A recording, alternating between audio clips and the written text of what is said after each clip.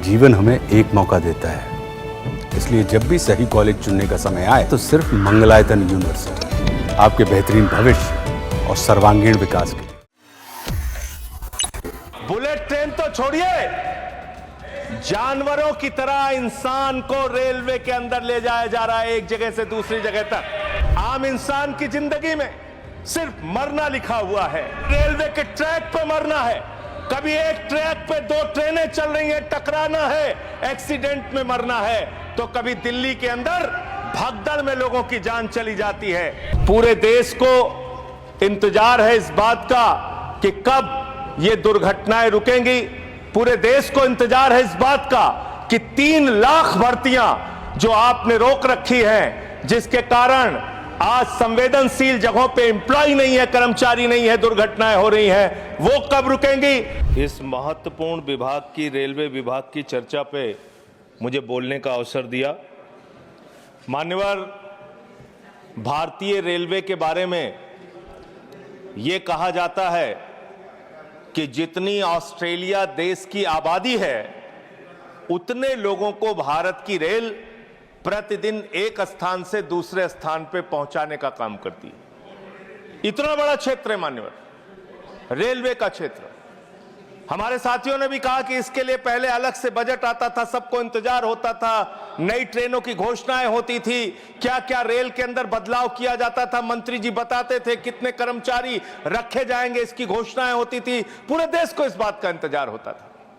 लेकिन अब आप आम बजट के साथ रेलवे का बजट लेके आते हैं, हालत क्या बना दी। बातें तो बड़ी बड़ी होती है, Vande Bharat train, bullet train, प्रधानमंत्री जी ने कहा था बुलेट ट्रेन चलेगी मुंबई से अहमदाबाद तक। बुलेट ट्रेन चला रहे हैं ये लोग।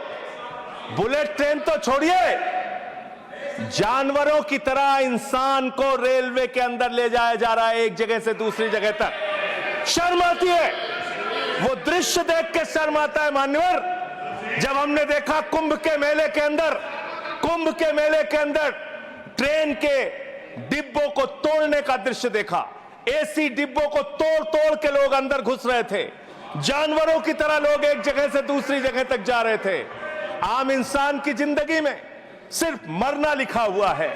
कभी रेलवे के ट्रैक पे मरना है, कभी एक ट्रैक पे दो ट्रेनें चल रही हैं, टकराना है, एक्सीडेंट में मरना है, तो कभी दिल्ली के अंदर भगदड़ में लोगों की जान चली जाती है। आम इंसान की जिंदगी में मरना लिखा हुआ है।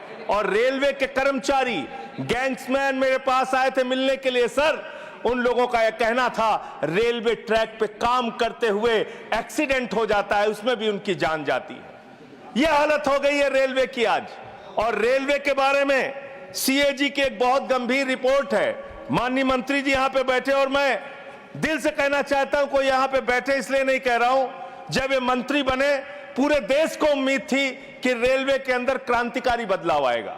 यह उम्मीद थी कि एक तकनीक के जानकार, एक पढ़े लिखे, एक शिक्षित योग्य मंत्री बने देश के अंदर, वो बदलाव लेके आएंगे। लेकिन रोज एक्सीडेंट पे एक्सीडेंट। जितना ट्रेन की पटरी पे ट्रेन नहीं चलती, उससे ज्यादा ट्रेन के बाहर, पटरी के बाहर ट्रेनें चल रही हैं। यह अव्यवस्था का आलम है कि यहां भगदड़ से लोगों की मौत हो गई, मंत्री जी को पता तक नहीं था। इसका मतलब इनके कर्मचारी, इनके अधिकारी इनको बताते भी नहीं कि इतना बड़ा हादसा हो गया। इसी दिल्ली में लोगों की मौत हुई। सर, मैं सीएजी की रिपोर्ट एक आई रेलवे के बारे में, उसके बारे में अपनी बात कह के अपनी बात खत्म करूंगा। 2604 करोड़ रुपए, 2604 करोड़ रुपए की गड़बड़ी रेलवे में पकड़ी गई। और इस गड़बड़ी के अंदर 834 करोड़ की गड़बड़ी ऐसी है जिसको मेरे ख्याल से मंत्री जी भी सुनेंगे तो शर्म आएगी।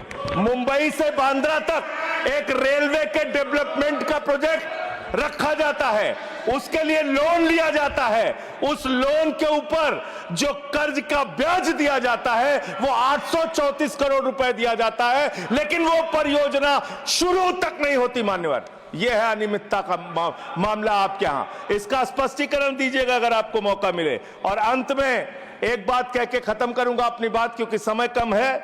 मान्यवर, हम लोगों ने एक फिल्म देखी थी बहुत पहले, सारी दुनिया का बोझ हम उठाते हैं, लोग आते हैं, लोग जाते हैं, हम वहीं पे खड़े रह जाते हैं। ये कुलियों के दर्द के बारे में मैं बता रहा हूं। कुलियों के संगठन के लोग मुझसे मिलने के लिए आए थे 3 दिन पहले मान्यवर, और पूरे देश में 19,000 कुली हैं जिनको उस समय की 2009 के अंदर उनके लिए घोषणा की गई थी कि उनके बच्चों को नौकरी दिया जाएगा, उनको गैंग्समैन की नौकरी दिया जाएगा। लेकिन आज उन कुलियों की हालत यह हो गई है कि रेलवे के प्लेटफॉर्म पे ई रिक्शा चलते हैं, रेलवे के प्लेटफॉर्म पे वाहन चलते हैं जिसमें सामान ढोने के लिए यात्रियों को एक प्लेटफॉर्म से दूसरे प्लेटफॉर्म पे पहुंचाने के लिए वहां पे वाहन मौजूद हैं। जाहिर सी बात है पैसेंजर उसका इस्तेमाल करेंगे। इन कुलियों का दर्द कोई सुनने के लिए तैयार नहीं है। मैं आपके माध्यम से माननीय मंत्री जी से अनुरोध करूंगा कि जो लोग वर्षों से लोगों का बोझ उठा रहे हैं, उनके परिवार की चिंता कीजिए, उनकी गरीबी की चिंता कीजिए, और कृपा करके ये 19,000 जो लोग हैं आज बेरोजगारी की कगार पे हैं, उनको कहीं समायोजित करने के लिए या उनके लिए कोई महीने की तनख्वाह की घोषणा, मदद की घोषणा सरकार की ओर से अपनी ओर से कीजिए। और अंत में यही बात कह के अपनी बात को समाप्त करूंगा कि आज पूरे देश को इंतजार है इस बात का कि कब ये दुर्घटनाएं रुकेंगी। पूरे देश को इंतजार है इस बात का कि 3 लाख भर्तियां जो आपने रोक रखी हैं, जिसके कारण आज संवेदनशील जगहों पे एम्प्लॉय नहीं है, कर्मचारी नहीं है, दुर्घटनाएं हो रही हैं, वो कब रुकेंगी। और रेल की पटरियों को ठीक करने का काम, जिस पे आप 180 किलोमीटर 160 किलोमीटर की स्पीड की ट्रेनें चला रहे हैं, वो रेलवे की पटरियां कब ठीक होंगी मान्यवर। ये सरकार ही पटरी से उतर गई है इस सरकार के। और अभी ये नासिर भाई काफी दुखी थे, कह रहे थे रेल मंत्री बन जाते हैं मोदी जी। अरे मोदी जी विदेश मंत्री बन जाते हैं, शिक्षा मंत्री बन जाते हैं, सांस्कृतिक मंत्री बन जाते हैं, विज्ञान मंत्री बन जाते हैं। मोदी जी के अंदर बहुत कला है, खेल मंत्री बन जाते हैं। सारा मंत्रालय अकेले मोदी जी चला रहे हैं, इसलिए इस पे नाराज नहीं होना चाहिए।